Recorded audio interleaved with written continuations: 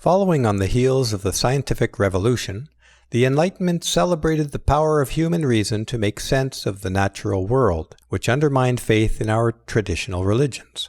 In the euphoria that accompanies success, some suggested that because we could understand the workings of the universe, there was no room for God, never pausing to question why God could not be, at least in part, understandable.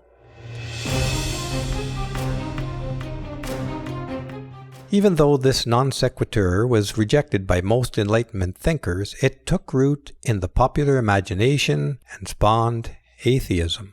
Atheists are especially opposed to the idea of a personal God. The immanent dimension of God described in my essay, Is the Universe Meaningless? But how can the universe not qualify as a personal God in relation to us, especially when it has recently been posited to include a conscious dimension that called life into existence? And what is the universe if not personal? Is there anything more personal than being formed of its material, subject to its forces without respite, bound to experience both suffering and joy on its behalf, and ultimately having to give it all back in that most intimate of all experiences, death? The principal difference between atheism and theism is not just that atheism denies God, but that it substitutes the sterile, secular word reality for the fecund being of God. This trick closes the mind even to the possibility of meaning, and with that, a large measure of the human experience that we associate with the soul, which is the locus of experience. When we deny God, we also deny our own soul.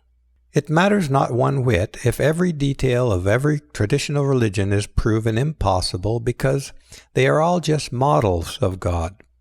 Nor does it matter how much of the universe is predictable by scientific theory. They are all just projected onto the universe. Theology and science both create models of the real that exists only in the mind. But ultimately, the real cannot be contained by any model. It just is. This is why letting go is such an important part of life. Being our full selves requires us to let go of beliefs that limit our lives by blinding us to the real. I hope to expand on this in a separate essay. The reason that some people have been cut off from their own souls is that the idea that there is no God has not been effectively challenged. Once God is denied, the soul becomes neglected by the family and culture that surrounds the child. Even when neglect is out of ignorance, it has the same effect. Neglect is an insidious poison. It has no substance. It is defined by absence, the absence of care, and in turn it creates absence, the absence of joy that is the soul's only need, desire, and fulfillment. And because its nature is absence, it is extraordinarily difficult to treat. It even looks as if there is nothing there to cure, and thus it is the ultimate demon. Neglect sends a soul-destroying message that you don't matter, that you are meaningless, invisible, and worthless. It is the most pernicious form of abuse because it torments its victim without pause, destroying the capacity for joy, and yet it has no form at which to point and say, "There it is, there is my tormentor." Even emotional abuse leaves a trace in the mind that can be recalled and a villain identified, but neglect destroys without touch and leaves no hint that anything was ever there, not even one memory of one event. Having no substance, no barrier can prevent its spread until it consumes its victim as surely as any cancer. The soul unseen becomes invisible even to the ego born to serve it, and over many generations of godlessness, the entire culture becomes blind and its members invisible.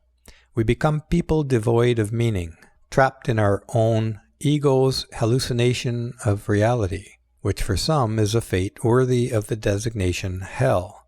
But there is a villain, and that villain is we who have hastily accepted the presumption that there is no God and therefore no soul, and thus nothing sacred or meaningful, not even the child who brings the joy of existence into the world.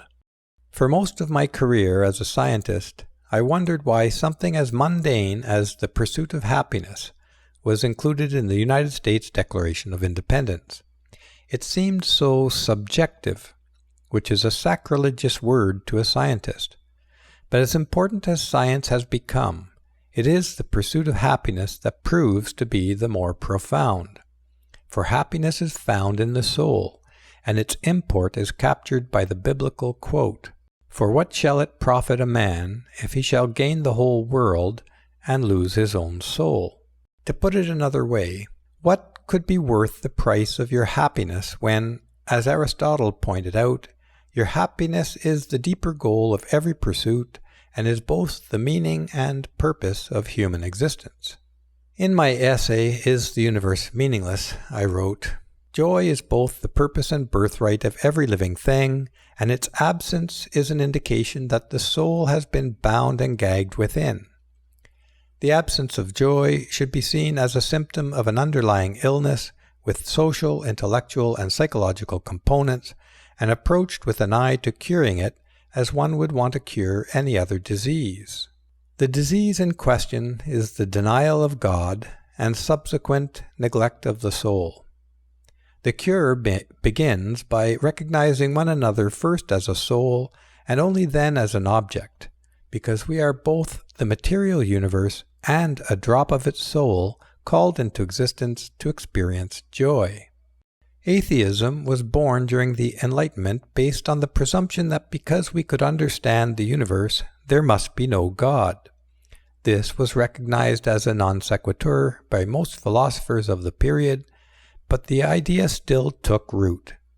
Today, it exerts a profoundly negative influence on the Western mind that encourages our neglect of the soul. And neglect is the ultimate demon.